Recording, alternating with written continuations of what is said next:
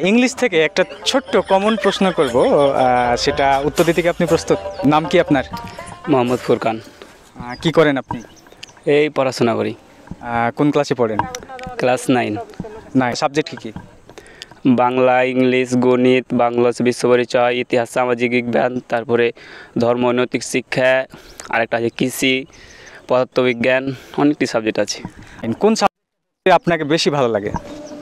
Subject সেরকম পড়ালেখা তো করি না, যেটা সবটাই পড়তে ভালো লাগে, যেটা মাস্টারে পড়ায় আর কি। আচ্ছা, ইংরেজি পড়তে কেমন লাগে আপনার? ইংরেজি আমার কাছে বাজে, কারণ ইংলিশে আমি অত দুর্বল। আচ্ছা, ইংলিশ থেকে একটা ছোট্ট কমন প্রশ্ন করব সেটা উত্তর দিতে কি আপনি প্রস্তুত? আচ্ছা বলেন। আচ্ছা, আমরা যে ইংলিশ পড়ি তাই না? জি। তো ইংলিশ ই এর পরে কোন অক্ষর আছে? এর পরে সি। ই এর পরে কোন অক্ষর আছে? আবার একটু ভাববেন।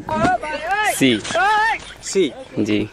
আবার আমি বলি, আমরা যে ইংলিশ সাবজেক্ট ডি, পড়ি, sorry. ইংলিশ, ও। তো ইংলিশ এই ই এর পরে কোন অক্ষরটা আছে? ডি। কিভাবে?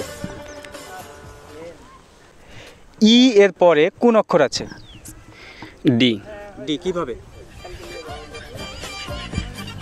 এফ আছে, এফ, সরি। এফ। কিভাবে?